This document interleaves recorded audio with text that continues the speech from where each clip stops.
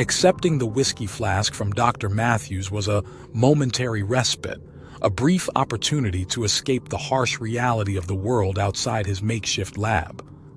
I took a few sips, savoring the warmth that spread through me, but almost immediately, an unfamiliar disorientation washed over me.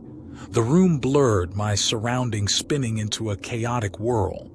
I tried to stand to make sense of the situation, but my limbs refused to obey. The world dissolved into darkness and I passed out.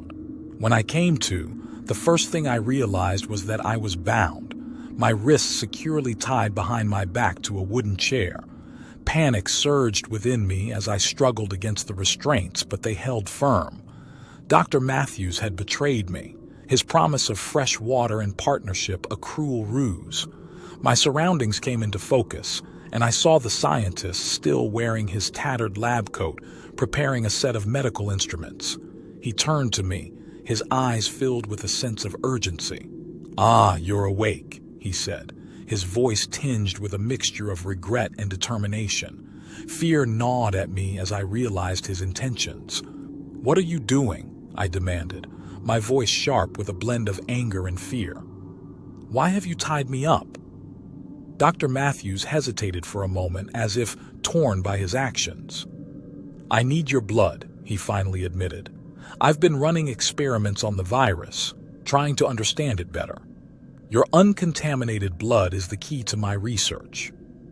Dr. Mathews patted his lab coat pockets, realizing he needed something else, and left the room without saying another word. The realization that I was to become a subject of the scientist's experiments sent a sickening shiver down my spine. I had no intention of becoming a pawn in his quest for knowledge. My survival instincts kicked in, and I began to work on loosening the restraints that held me captive.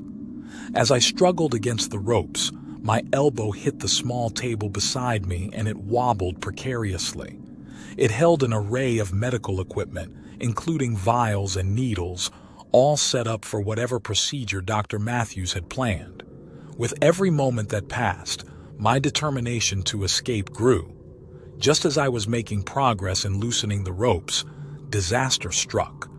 The wobbly table tipped, and the clatter of medical instruments and glass vials crashing to the ground shattered the room's stillness.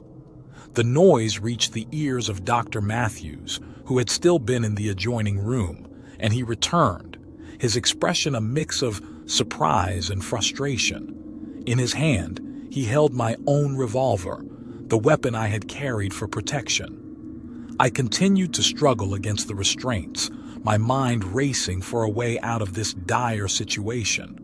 I couldn't allow the scientist to use me as a test subject for his experiments. I knew that my life depended on my ability to free myself. The doctor's eyes narrowed. "You're making a mistake," he warned, his voice filled with desperation. "I'm doing this for the greater good." I couldn't afford to trust his words any longer.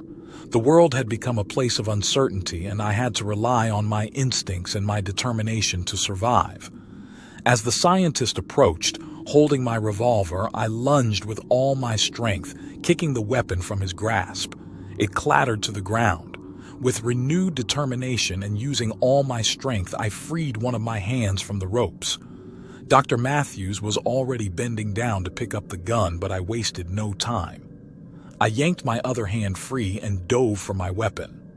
The room was filled with tension as the scientist and I fought for the revolver. Our hands grappled for control, and for a moment, it was anyone's guess who would emerge victorious. The struggle was fierce, and every second that passed was a heartbeat of uncertainty. My determination to escape, to avoid becoming a subject of Dr. Mathews' experiments, burned within me.